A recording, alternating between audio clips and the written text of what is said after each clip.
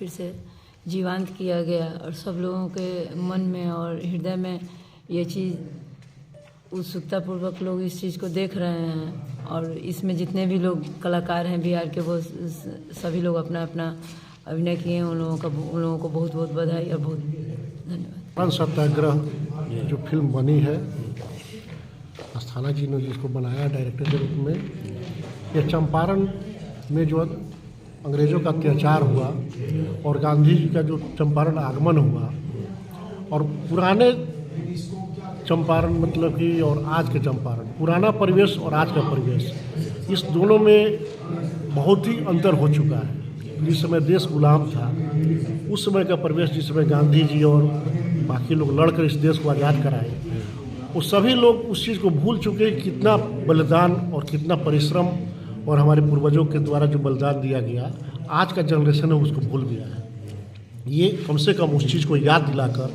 नए जनरेशन को गांधी जी का नाम याद दिलाकर और उस समय की घटना याद दिला रहे हैं। इसके लिए अस्थाना जी को बहुत बहुत धन्यवाद है कि हमारे नए जनरेशन को गुलामी के बाद और गांधी जी के बारे में जो बताया है, ये बहुत ही सराहनीय कदम इनका है। हमारे पूरे पुराने अतीत को जो इन्होंने याद कराया है। अखिलेश्वर प्रसाद। इस फिल्म का ट्रेलर जो चंपारण सत्याग्रह का भी आपने ट्रेलर देखा? ट्रेलर ही नहीं देखे, उसमें हमारा एक्टिंग भी है। एक्टिंग भी किए हुए हैं, तो कैसा लगा आपको देख के? सबसे पहले तो राजेश अस्थाना जी को बहुत बहुत धन्यवाद कि चंपारण जहाँ गांधी की कर्मभूमि बोला जाता है, वहाँ उसकी कहानी को जीवंत किए उन्होंने। आज़ादी की शुरुआत, आज़ादी की लड़ाई की शुरुआत चंपारण से हुआ था, जिसका विवरण इसमें दिखाया गया है। इसके लिए पूरी टीम को बहुत धन्यवाद है और उम्मीद करते हैं कि नए वर्ग को, नए युवा को भी ये ज्ञान प्राप्ति होगा कि चंपारण का जो लोगों का जो क्या कर्तव्य था और किस निष्ठा के साथ इस आज़ादी की लड़ाई को लड़े थे इन्होंने। विश्व की गोद से उद्भित नहीं होता है, वर्तमान भूत के गर्भ में पैदा होता है। हमारे राजेश अस्थाना जी जो हमारी भूत को अंग्रेजों के द्वारा, गोरे नीलों के द्वारा जो हमारे ऊपर, किसानों के ऊपर अत्याचार किया हुआ, कि अत्याचार करते थे, उसको दर्शाने के लिए जो सफल प्रयास किए हैं, इसके लिए मैं राजेश अस्थाना जी के साथ साथ इसमें जितने लोग काम किए हैं सबों को तहे दिल से धन्यवाद देता हूं, उनका अभिनंदन करता हूं। और यह कार्य बहुत सराहनीय है। क्लीव और स्वार्थी पूंजीपतियों के शोषण चक्र में पीसती हुई जन व्यथा के मर्म पर मोहनदास करमचंद गांधी, काठियावाड़ और गुजरात का एक अर्धनग्न फकीर, वदन में लंगोटी और हाथों फकत एक लाठी लेकर के चंपारण को अपना कर्म भूमि बनाया और यहाँ के किसानों को जगाया, आंदोलन किया। और यहाँ जो अंग्रेजों के भगाने का जो आंदोलन हुआ, पहला आंदोलन, और सफल हुआ। हमारे गांव के कवि यहाँ पर थे, कविवर बलदेव प्रसाद श्रीवास्तव जी। उनकी एक छोटी सी पंक्ति है कि इहवे सिहकल हवा उठे आजादी के उठे के पहले, आ भगले सन सब गोरा फिरंगी। तो चंपारण के आवाज के जे मूर्त रूप में आज के पीढ़ी के देखावे के प्रयास जो राजेश अस्थाना जी कैले, ओकरा खातिर मैं बहुत बहुत धन्यवाद देता हूँ। और यहाँ पर जितने लोग हैं उन सबों का अभिनंदन करता हूँ कि अपना बहुमूल्य समय दे करके चंपारण सत्याग्रह का ट्रेलर देखने के लिए आए हैं। जो है जमीन रहते हुए पिता के नाम पर है, बाबा के नाम पर है, वो सारे जमीन का एलपीसी उसी के नाम से बनेगा, उसके औलाद के नाम से नहीं बनेगा। अपनी ही जमीन का हम एलपीसी नहीं ले पा रहे हैं। हरियाणा और पंजाब के जो किसान केंद्र सरकार से मांग कर रहे हैं, एकदम समर्थन करते हैं, एकदम सही है। हरियाणा का मतलब घुसपा नहीं किया लोग। हरियाणा का यह आंदोलन जो है बिल्कुल सिर्फ पंजाब के लोगों का, हरियाणा के बॉर्डर पर हम लोग लड़ा हुआ है, लड़ाई कर रहा है।